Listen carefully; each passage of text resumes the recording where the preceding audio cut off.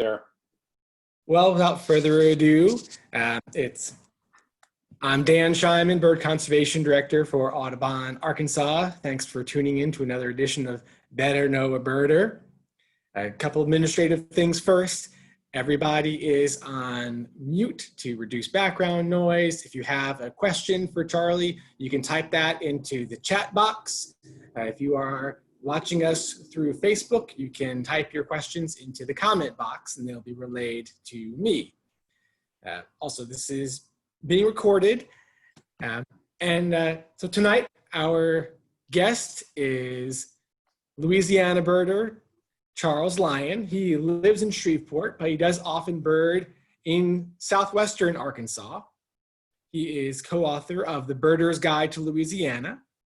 Charlie is also a member of the Shreveport Bird Study Group, leads field trips, compiles the Shreveport Christmas Bird Count, surveys Red River National Wildlife Refuge, and has served on the Louisiana Bird Records Committee and as president of the Louisiana Ornithological Society. Yet he always has time to assist a new birder with identification. And when he's not looking at birds, he's looking into eyes as a vitreoretinal physician. So Charlie, thanks for spending some time with us this evening. So to get started, please share with us how you got started with bird watching. Okay, so I grew up in Chicago. And so I lived there till I was 15, and then we moved down to Louisiana because it's my mother's home. But my best friend's dad was a professional photographer, portrait photographer. But he also was a birder. And so he would take us on these Christmas bird counts, which at first we thought might be torture. But so his son brought me along to kind of help his son survive the experience. But I really enjoyed the experience. So when he would go on other trips, he would include me. And so in Chicago, in the city, you're looking for green space. So I was kind of looking for escapes anyway, just to get out of the city. And so any green space was neat. And so there were birds there. And so I kind of associated the birds with the greenery. And then one thing led to another. And then I saved up for my own pair of binoculars. And then I just took off from there. And then on my bicycle, I'd bird on my own in bird city parks. And then whenever I got invited to go with them, I would go with them too. So that's kind of how it started. And then, that was before all the eBird and all the stuff we have nowadays. So, and then when we moved, I carried it with me to Louisiana, and then it just grew from there. So you live in Louisiana, but I think Arkansas birders probably know you best as the birder who discovered a birding hotspot in Lafayette County in southwest Arkansas called Bundrick Farms. Right. Private property in the Red River Valley, but it turns out it's an amazing place for birds. How did you come to bird Bundrick Farms?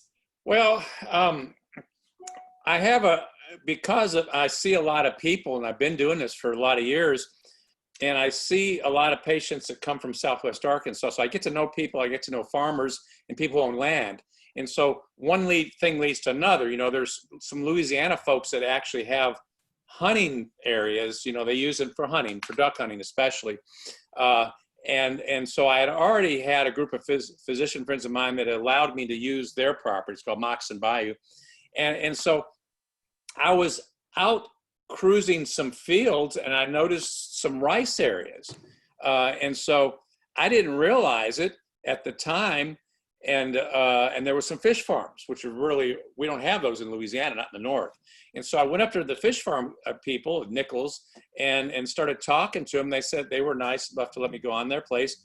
And then I run into a guy named Stuart Bundrick, who's a urology associate of mine. He's a friend of mine. And so happens that Stuart had bought the 5,000 acres, and he's a big duck hunter, and he was planning it. And so Stuart, I say, well, gee whiz, is it okay to come out here? He just looked at me like I was nutty. He said, you can do whatever you want out here. And so he said, I own some of the fish farms too. And so one thing led to another. And so I basically got access to an area that's private. But he, through his management practices, was running really what a national wildlife refuge kind of should be doing. He had specific reservoirs, which were safe areas for ducks. And he had he didn't just do laser planting like they do now. He would have some potholes and drain areas that he would manage, and he knew how to manage water effectively.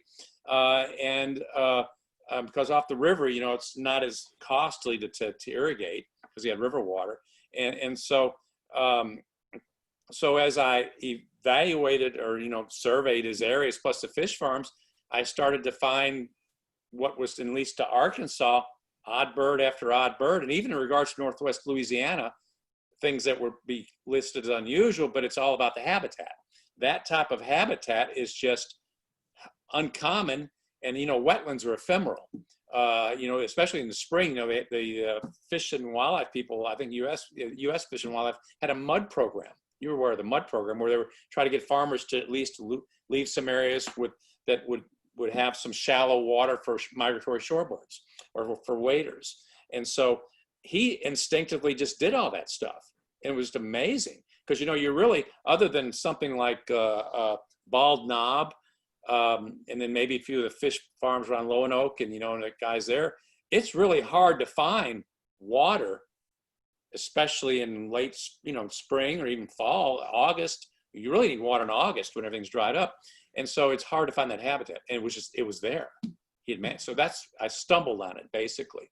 And then unfortunately he just sold it to a big concern this last year, but they're still managing, but not like Stewart was. Oh gosh. So that's a concern, that the habitat's not exactly the same. I haven't really surveyed it much just last year, like I was.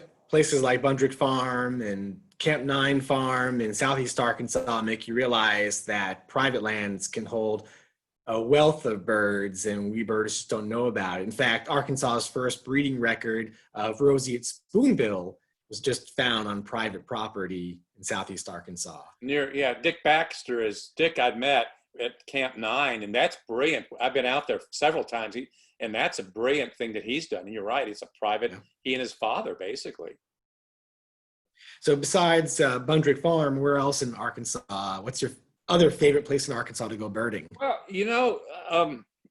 I don't get to go to Northwest Arkansas, and it's truly a different world, Northwest, Southwest, and then the Mississippi River Valley and the in-between areas. I love Cherry Bend area. That to me is a fascinating area where when you have breeding cerulean warblers. That's in Ozark National Forest. Yeah, Ozark.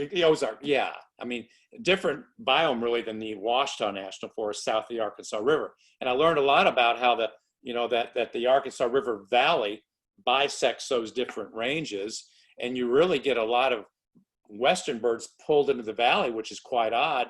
More so than it seems that I would find pulled into Southwest Arkansas. Great learning experience by birding the state, but I love Northwest Arkansas.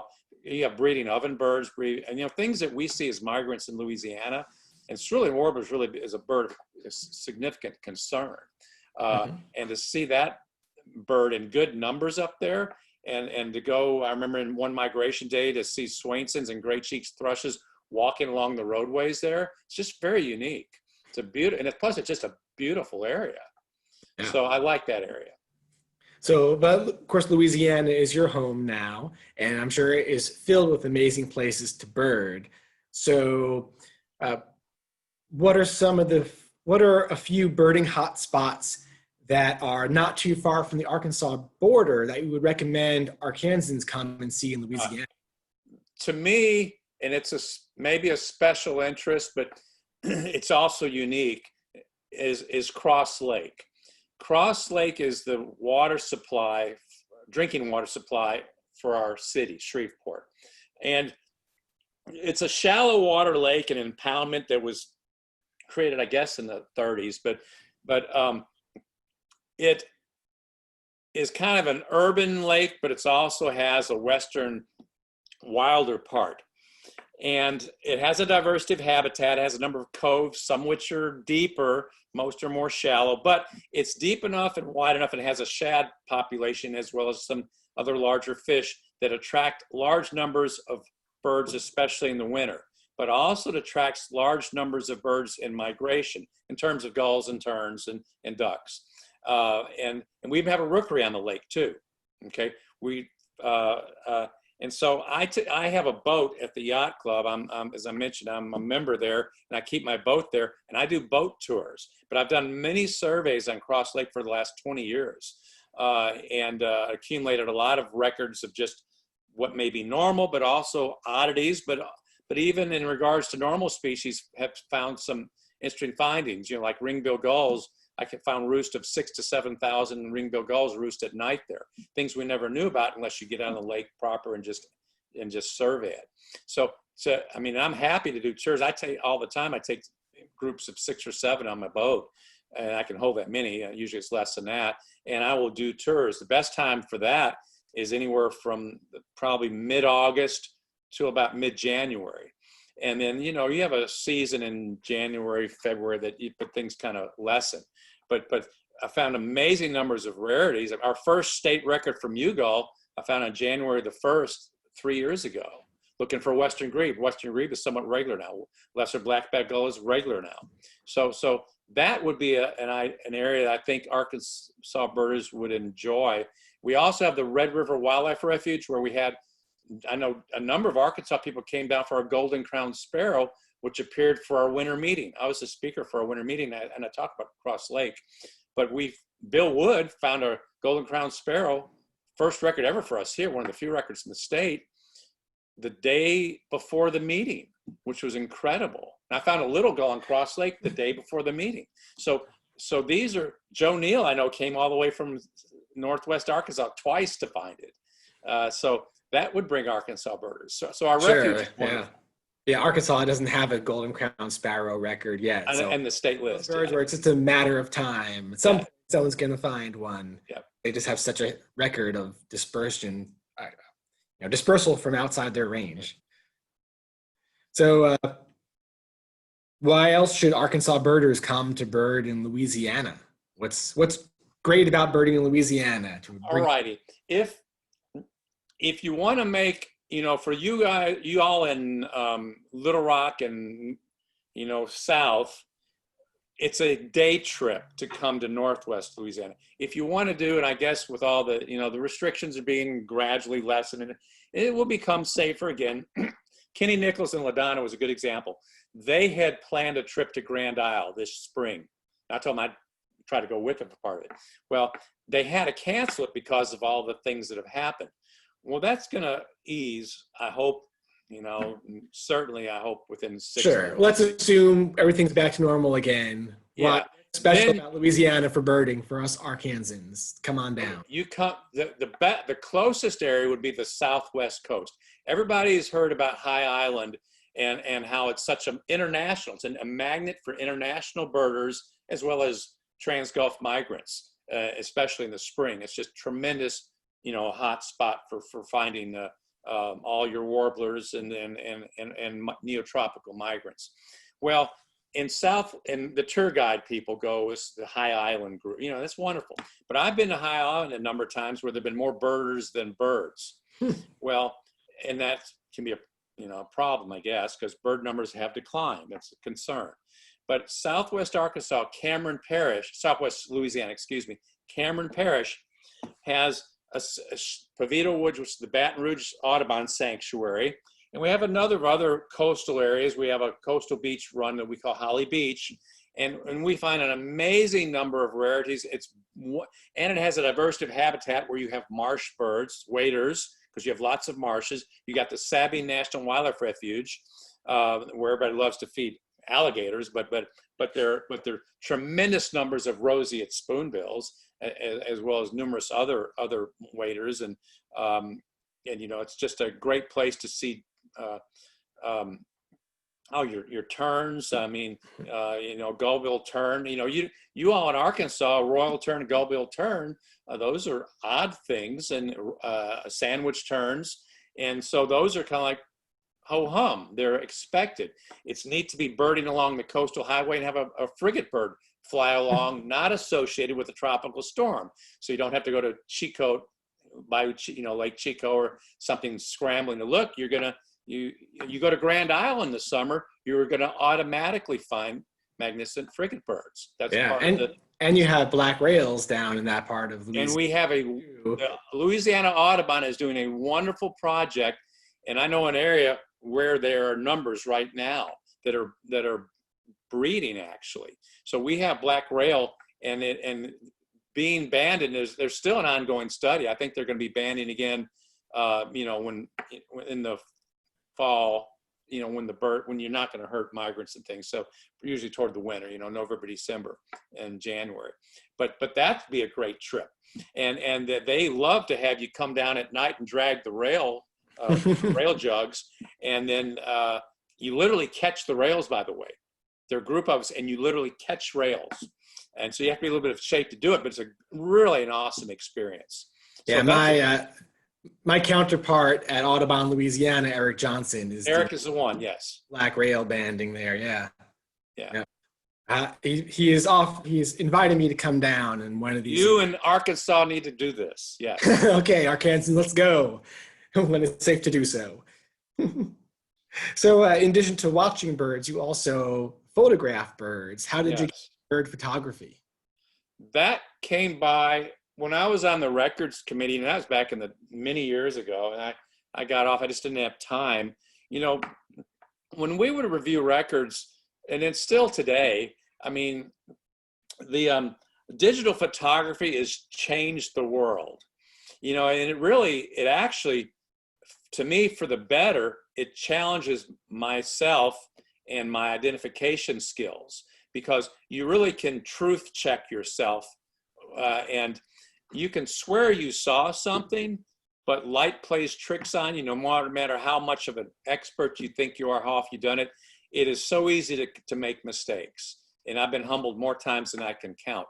Digital photography is a tool that allows you to be a better birder, and then to be better in terms of sharing with others, like eBird, what you perceive to be rarities or even common birds you like to, sometimes you notice on eBird, you put a photo up, a nice photo. So that challenge first was I used photography for documentation, okay? And I've been doing that. And years ago when there was, regular film, I always did photos, and I did some wildlife stuff, not to the level now that I do it, but one thing led to another. And with digital photography, I said, this is challenging. So I challenged myself to learn how to be not just a photographer for documentation, but for a photographer for, aesthetics. And now I even have a little, we call it Abundance of Nature. I've got a little site we've started up where we even sell big prints or some prints, but that's a side thing just for fun, basically. I just enjoy it. So one thing leads to another. So I got invested into the cameras to do the good quality pictures, and it's one challenge leads to another. But nowadays, even these little point and shoots, you can clearly document a finding, because you're the eBird person there, and I don't, I do eBird, but the level of patience you have to do this is kind of like when you're on the records committee, you didn't want to invalidate somebody because you could, you didn't want to hurt their feelings, but you also wanted to make a good analysis of the record. And if you had concerns, or you just couldn't validate it. And so that's difficult. Nowadays, it's much easier to validate records, because most, not always, but most of the really seriously super records are going to have associated documentation, i.e. photos that are quality enough to make since the record is being valid. So, sure. So I do it now because I just love to do it now. Now I want to catch an image of a bird in its environment, and then you share it with people. It's an educational thing too. And I like talking at these, like I did, when I talked to y'all and did your fall meeting. It's nice. Arkansas Audubon Society meeting. Yeah, it's, people, you can reach people through the picture or the photo. And so good photos in a talk really do help educate people. They don't have to be birders, just people.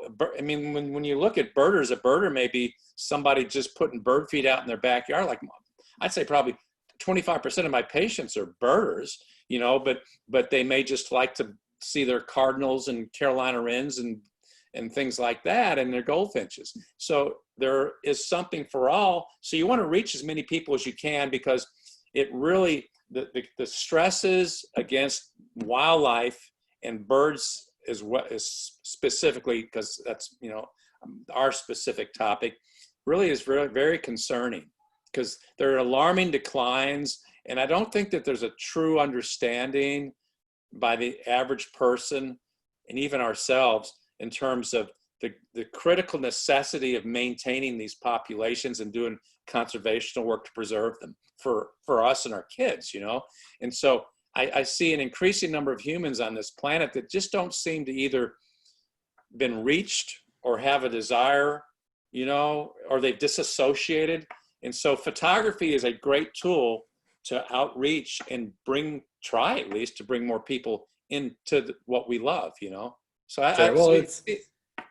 It's one thing to read about the decline in birds, but if you've been birding for a long time, then over that span of decades, you've actually witnessed that decline, and it's more. And it's terrible. You know, I'm older. I'm 65 now, and I really have been birding since I was so young. It really, we have these discussions amongst the older guys here in Louisiana. We don't like to use the term fallout. We truly had fallouts on those coastal cheniers, you know, like High Island and Cameron 40 years ago, okay, 50 years ago. There were fallouts. Define the fallout. Yeah, well, fallout means that when a trans-Gulf migrant, it's a 600-mile journey from the Yucatan going straight across the Gulf to coastal Louisiana, basically. When these birds face inclement conditions, which is a cold front, which they face north winds, some of them are going to run out of gas and die in the ocean, which is, you know, but many of them will still make it, but their fat reserves will be just micrograms, really. There'll be almost no fat stores. So they literally will land on the first land they can find exhausted. And they'll tumble down, literally. You watch them. But in the old days, I remember I could see a bush filled with birds. That's a fallout. When you would go to Pivot, the Baton Rouge Audubon Sanctuary, and see maybe 1,000 passerines littering all the bushes and on the ground and exhausted, that was what we would call a true fallout. Well, you can call them groundings now. You know, they do have migrational periods where they drop down, but that term is something that I guess I don't like to even use it, because it's kind of almost, it's historical. You know, I hate to say it, but the numbers have, so you have to, like you said, see it to understand the differences and be older to appreciate it. You know, new birding is great. You got high tech stuff and, like I said, you know, digital and everything else. But back in the old days when we had none of the above, we had a lot more birds. Yeah. Also, one of your friends, Ron, there pointed out that boats in the Gulf also can see a lot of birds that land on them, and oil rigs too can see a fallout of birds that are trying to cross. We had a study, you know, about the Gulf rig study, which was 15 years ago. So I was working, I wanted to be on it, I wanted to rotate it, that they would do studies on birds on the rigs. Then there's a guy named Sid Gotro who did not NextRad, but he did radar analysis, and the Department of Defense used it, but he would document bird numbers via his, you know, the NextRad or whatever it is. So I forgot I've gone blank. I've gotten old, but anyway. That's okay. So also as a reminder to everybody, if you have a question for Charlie, post that into the chat box or into the comment box on Facebook. So Charlie, you serve on a lot of committees, or have over the years, done a lot of bird surveys. What drives you to volunteer your time for the birding community in so many ways? You know, some of it don't have a lot of free time necessarily to give. Some of it may be selfish. You know, we all have our stresses, but outdoors to me, as a kid, younger, I hunted some, but I don't hunt. I'm non-consumptive. I hunt with my camera and my binoculars and stalk it, but don't want to harm it. And so it's an escape for one thing. So is that selfish? So it's a way that I can at least gain some inner peace and gain some communion with what I perceive to be the real world. I look at concrete cities and think to myself, it's unnatural. I look at the world of green out there and there's so many different systems. This field is different than that little stream bed, and I may be within 100 yards. And so they're micro ecosystems that you explore, and you learn so much by doing that. So it's a learning experience for me personally, and it's just selfish because I gain peace, but I also want to at least do something with it where I can at least spread the word. So I enjoy doing the surveys because it helps the refuge and the refuge systems. And this is another thing too that bothers me. We had this discussion not too long ago. In our Red River Wildlife Refuge system here, which we have 5 different non-contiguous tracts through 3 different parishes, we have 3 full-time employees. It's impossible, need about 8 because of, no funding. And they can't manage it. You can't manage what you could really make better because you don't have the personnel and the funding. So, and a volunteer let me help some, because I don't do as much as I should because I get pulled a different ways because I do selfish things like big years and things like that. But those are things that I look at it as it's enjoyable to me, but in the process, put the word out so somehow or another others can hopefully, at least appreciate it to the point they don't destroy it. That's the thing. It's being destroyed. Yeah. You mentioned a big year. Have your big years been in Louisiana or across the country? I never did one. I do have a family and a job, and it's always kept me more balanced. So I've had a selfish desire, but I've never been able to have the time. I did a Louisiana big year twice. The first time we did it was 2001, the 9/11 year. A guy named Mark Swan, who's a professional videographer, and I did this. And we raised money for the Nature Conservancy. We raised a good bit of money. And we had a competition, and I learned how to video through Mark. And then he would process all the videos. I just give him my videos, and he did all the brilliant processing. I wish I had that. That was before eBird. But then in 2015, I went ahead and I worked my schedule and my family and all this. So I did a big year in Louisiana. And I don't think I can do that again. I wrote it down. It was, I did 3, where's the record?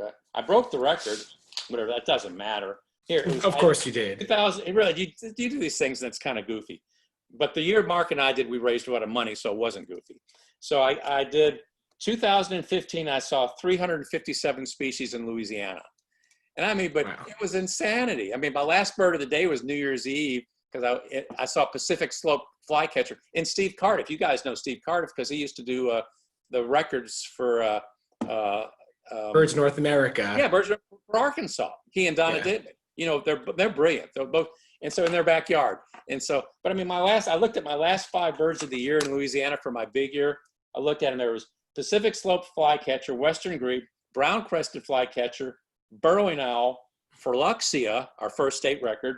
We don't have that yet, and a ruff. So who would figure that'd be in Louisiana? But that's what I had to pull out to get that record. It was fun. Yeah, wow, that's quite the list of rare birds for. No, and if you gave that different list, biomes. Where was that at? Anyway, but yeah, and then I did, the Arkansas year. I did the next year. In 2016, and now this is a point for Arkansas birders who are listening because I think this is valid. We have these crazy borders, we all think, that the borders kind of stop your birding. It's you think about that, it's like I can't tell you how many times I'll be birding in Caddo Parish, which is the furthest north West Parish in Louisiana, which abuts against Miller County in Arkansas. And I would say, oh, that's Miller County, time to turn back. It's like, why? And so in 2016, I said, you know what? I'm tired of Louisiana and birds. I was burnt out. I'm going to go to Arkansas, and I will broaden my base, which helps me in Louisiana, as well as it's fun because I'm exploring a new nearby state that is similarities, a lot of similarities, but a whole lot of differences. And it was an enlightening experience because it was very educational to me. And I met a lot of neat people in Arkansas. I mean, I met all your birders, and y'all have a great group. You know, it's a small group, but a really good group. And I met virtually everybody, and that was neat too. And then I did the photography, and I liked that, and that helped out. So it just one thing leads to another. And the year after that, I did the same thing in Oklahoma. Oh, wow. Yeah. So I was the eBird record holder in Arkansas in 16 and in Oklahoma in 17. And now I've calmed down a little bit. But in Oklahoma, so Arkansas birders should also explore Oklahoma. I kid you not, Dan. It is a brilliant state. Well, that's my next guest. I'm talking to Sandy Berger, who's in Fort Smith, and she birds Oklahoma a lot. So we'll be talking about Oklahoma. Southeast Oklahoma, McCurtain County, and the western panhandle, Cimarron County, are so different worlds, but they're the two most brilliant places to bird in Oklahoma, and she'll tell you about that. It is an incredible state to bird. Incredible. So is Arkansas. Arkansas really is. Well, thank you. We appreciate that. We appreciate your contributions to Arkansas's birding community and ornithology. One more question for you, always my most important question for everybody, is what's your favorite bird and why? Oh, wow. See, I thought about this because you sent me this list. It changes. And so my current one is the whooping crane. Okay. To me, it's not just a signature bird for bird conservation in the United States. And your recent whooping crane that appeared up in At Hulla Bend is our bird. Okay, that was one of our birds.